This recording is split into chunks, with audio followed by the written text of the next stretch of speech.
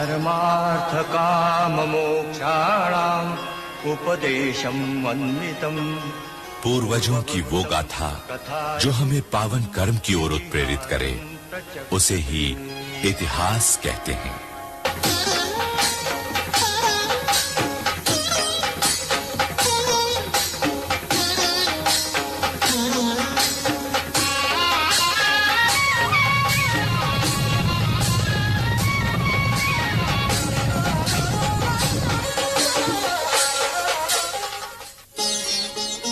भारत का ऊपरी पश्चिमी खंड राजपुताना, राजस्थान, अरावली पहाड़ियों के बीच मेवाड़ के स्वाभिमान और शौर्य का प्रतीक, मध्ययुगीन भारत के इतिहास का अग्निगर्भ चित्तौड़गढ़, बप्पा रावल के गुहिल वंश की, महाराणा कुंभा के स्थापत्य ज्ञान और शौर्य की कीर्ति गाथा चित्तौड़गढ़। दिल्ली से 392 मील और उदयपुर से 72 मील दूर, समुद्र की सतह से 1850 फीट ऊंचा चित्तौड़गढ़। प्राचीन काल में यह क्षेत्र प्रागवाट और फिर मेदपाट कहा जाता था। मौर्यों के पतन के बाद भी यहां उन्हीं की एक प्रशाखा का आधिपत्य रहा था।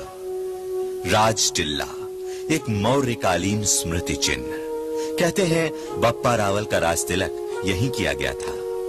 चित्रांगद मौर्य का स्मारक चित्रांग तड़ाग, तटबंध की रथिकाओं में विभिन्न देवताओं की सुंदर उत्कीर्णित मूर्तियां। राजनैतिक सत्ता का केंद्र बनने के पहले ही मंदाकिनी ने, जिसे आज गोमुख कुंड कहा जाता है, इसे एक तीर्थ स्थल बना दिया था। महाभारत कालीन भीमलत सरोवर 15वीं शताब्दी तक पूज्य सती स्थल था और यह है एक अति प्राचीन धार्मिक स्थल कुकड़ेश्वर कुंड, देवताओं की सुंदर रथिकाओं से सुसज्जित सूर्य कुंड, एक और पावन कुंड।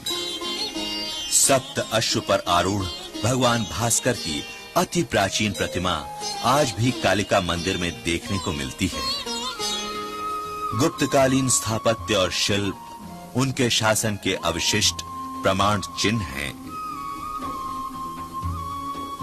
प्रतिहारों के खंडित साम्राज्य के एक भाग पर गुर्जर प्रदेश से आए बप्पा रावल गुहिल ने मेवाड़ राज्य की नींव 6ठी या 8वीं शताब्दी में डाली और 10वीं शताब्दी में रावल कुम्मर ने राज्य का विस्तार किया। राजधानी को नागदा से हटा प्राग ऐतिहासिक नगर आहड़ या आठपुर में ले आया। तभी से गुहिलोतों को आहड़िया भी कहा जाने लगा। 1160 ईस्वी रावल करण सिंह सिंहासन पर था। इसके 3 पुत्र 2 खेमों में बटे हुए थे। ज्येष्ठ पुत्र मैं हूँ, मेवाड़ का सिंहासन मेरा है, कभी नहीं। सदा वो सामंत मेरे साथ हैं, मेवाड़ का सिंहासन मेरा है। ये मैं क्या देख रहा हूँ? कहीं एक भाई दूसरे भाई का ऐसे प्राणघातक शत्रु नहीं बन सकता। अपनी आंखों से जब आप अपने वंश की शत्रुता का दृश्य देख लिया है महारावल, तो अब हमें आपको ग्रह षड्यंत्र से अवगत कराना ही होगा। क्या भय शांत? भाई ने भाई के ही विरुद्ध पड़ोसी परमाणु से सहायता मांगी है। यदि मैं वृद्ध न होता तो इन दोनों को कारावास में डाल देता। जन्मदाता हूं, इसलिए प्राण दंड दे भी नहीं सकता। मगर अब तो सरदारों और सामंतों के बीच 2 गुट बन गए हैं महारावल। हे भगवान, एक लिंग। ठीक है अमात्य, भगवान एक लिंग के इस राज्य को 2 टुकड़ों में बांट दीजिए। खेम सिंह को चित्तौड़ दे दिया जाए और इन्हें रावल कहा जाए, और महाप सिंह को सिसौला दे दिया जाए और इन्हें राणा कहा जाए। रावल खेम सिंह ने चित्तौड़ को एक प्रमुख सैनिक छावनी बनाया और पठार पर फैले चौगान को घोड़ों को युद्ध कला में प्रशिक्षित करने का केंद्र। 1273 ईस्वी रावल समर सिंह सिंहासन पर था। पिता श्री महारावल राजा तेज सिंह के समय से हमें लगता था कि चित्रकूट ही एकमात्र ऐसा सुरक्षित स्थान है क्या आक्रांताओं के आक्रमण से शासन के केंद्र को सुरक्षित रखा जा सकता है? इसलिए हम आज मंदाकिनी के तट पर आए हैं एक निर्णय लेने। कैसा निर्णय महारावण? निर्णय यही अमर कि अब आहड़ मेवाड़ की राजधानी नहीं होगी। मेवाड़ की राजधानी होगी चित्रकूट, चित्तौड़। सन 1283 ईस्वी प्राचीन दुर्ग को नई राजधानी का नया स्वरूप दिया गया। 500 फीट की ऊंचाई पर जाते सूरज पोल के रास्ते को पत्थरों से पाटा गया। सुरक्षा सैनिकों के रहने की व्यवस्था की गई। निरीक्षण और आक्रमण के लिए प्राचीरों के साथ अर्धवृत्ताकार अट्टालक बनवाए गए। पुराने भग्न प्राचीर के ऊपरी सिरे पर नए प्राचीर बनाए गए।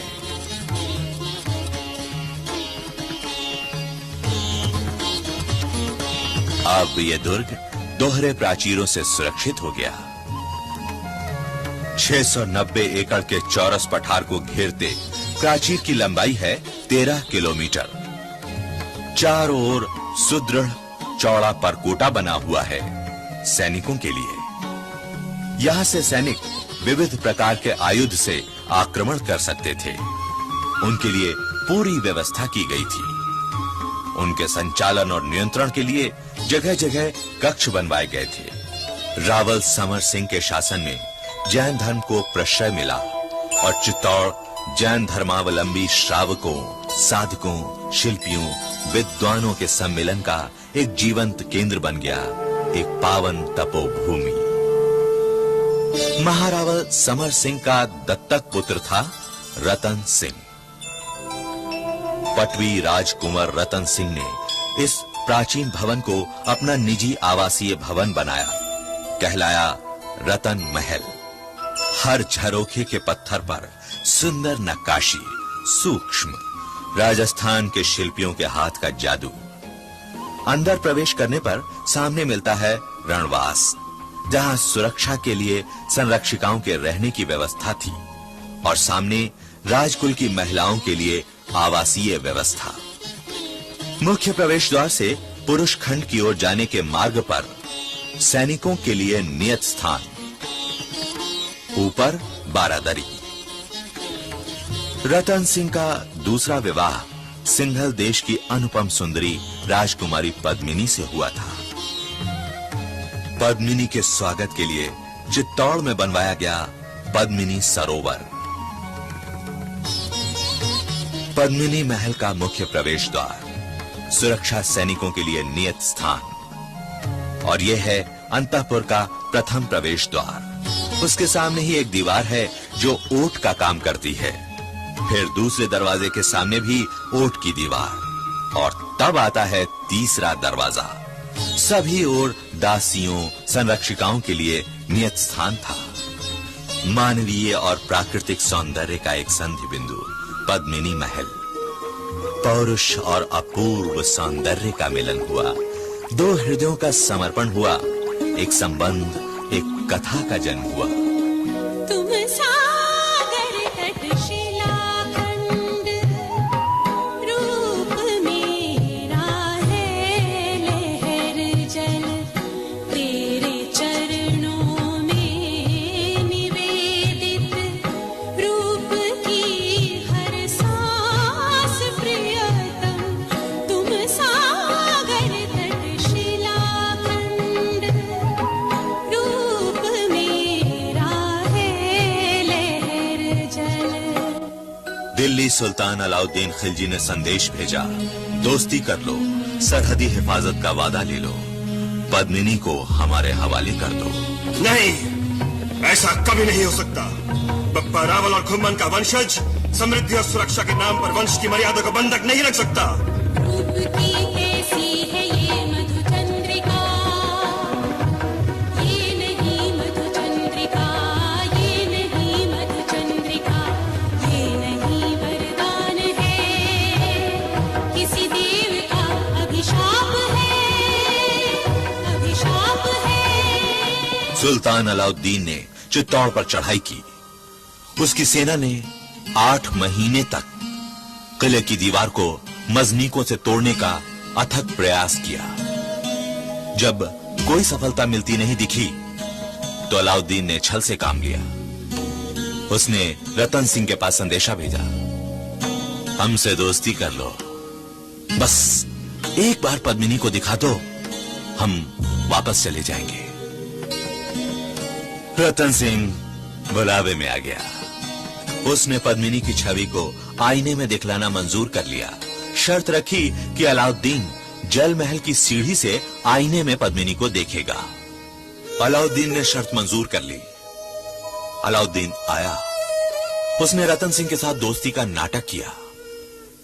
शिष्टाचार निभाने रतन सिंह अतिथि को छोड़ने मुख्य द्वार तक बाहर आया और वहीं छुपे अलाउद्दीन के सैनिकों ने रतन सिंह को बंदी बना लिया।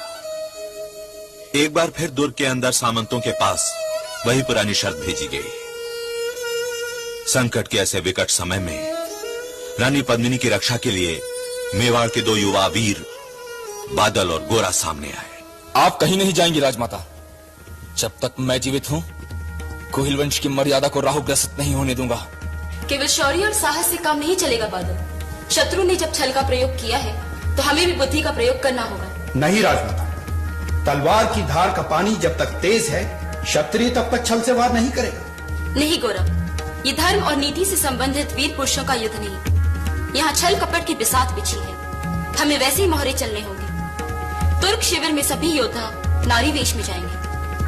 आपका वेश मैं धारण करूं, आज्ञा दे माता। वे गए। उन्होंने बंदी महारावल रतन सिंह को मुक्त तो करा लिया, मगर अन्य मेवाड़ी वीरों के साथ उन्हें भी अपने प्राणों की आहुति चढ़ानी पड़ी। स्मृति चिन्ह गोरा बादल का महल। मर्यादा की ही रक्षा में सिसौदा का राणा लक्ष्मण सिंह अपने 6 पुत्रों सहित यहां मारा गया। लोक कथा की अनुपम सुंदरी पद्मिनी को अग्नि प्रवेश करना पड़ा। अलाउद्दीन ने अपने बेटे खिज्र खान को यहां की सूबेदारी दे दी। नया नाम रखा गया खिजराबाद।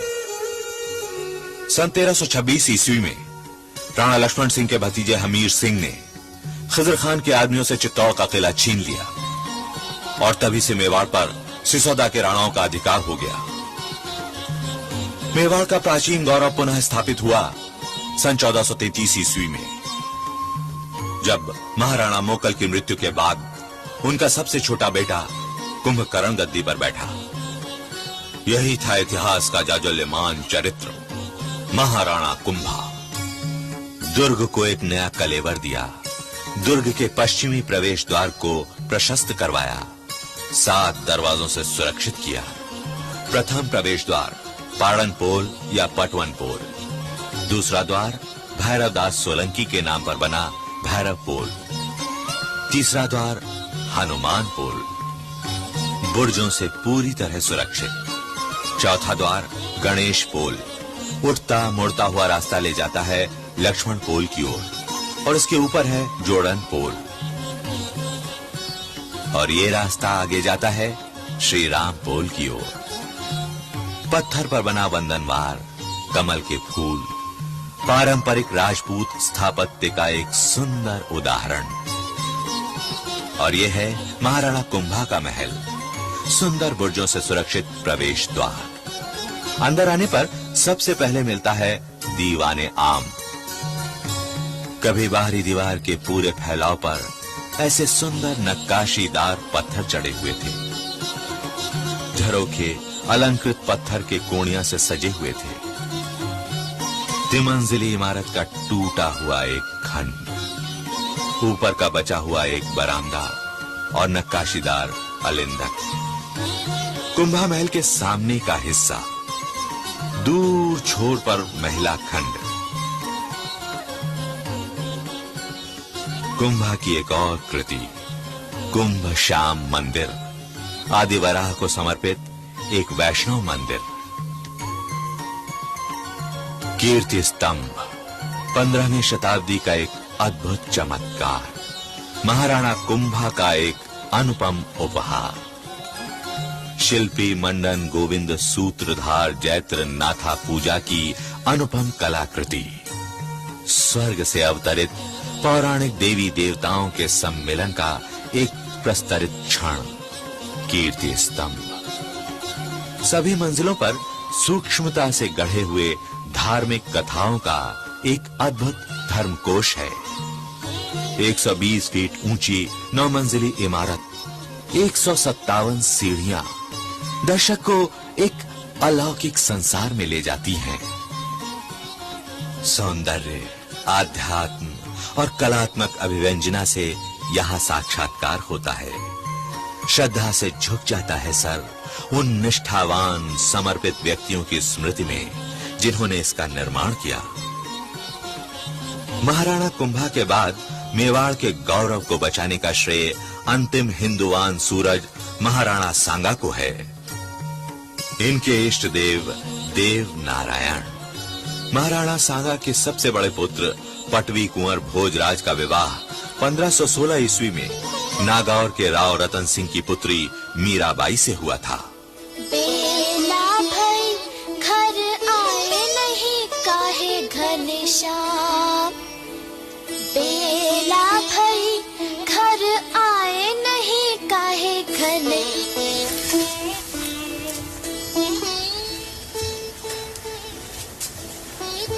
इतनी कच्ची उम्र और तुम पत्नी बन गई हो, धर्म निर्वाह कर सकोगी?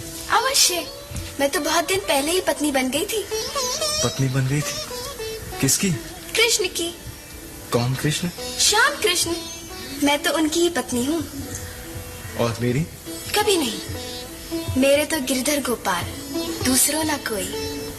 मीरा भवन, पार्श्व में मीरा का कृष्ण मंदिर, देवता के चरणों में पूर्णतया समर्पित एक नारी का संपूर्ण कोमल अस्तित्व और पत्थर पर भी वैसी ही कोमल अभिव्यंजना।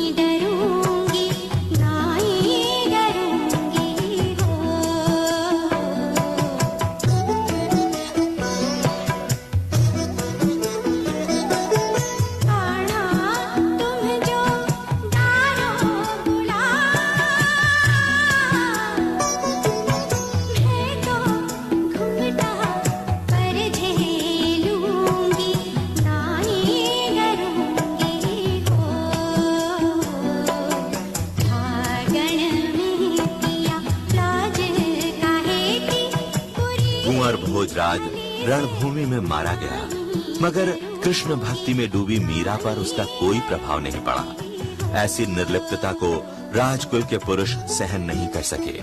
एक दिन इनका देवर कुंवर विक्रमादित्य इनके पास आया।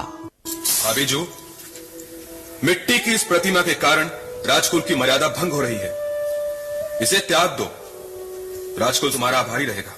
नहीं लाला, ये मिट्टी की प्रतिमा नहीं, ये तो अपने कृष्ण है। सच सच? सच? तो क्या ये तुम्हारे मिट्टी के कृष्ण इस विष को अमृत में बदल सकते हैं? अवश्य लाला, अवश्य।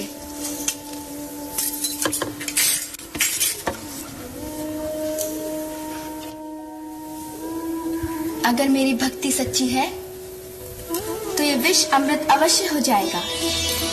विष अमृत हो गया।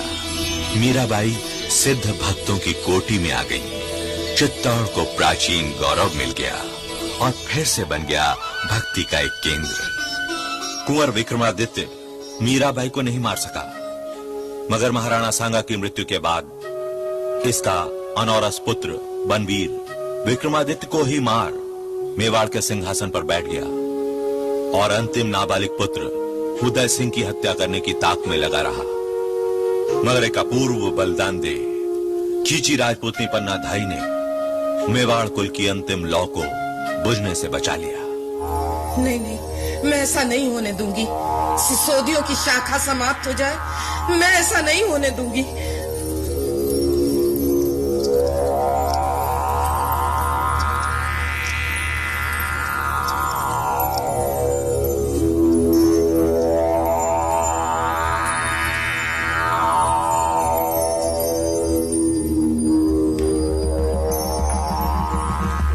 कौन है? चुप रह।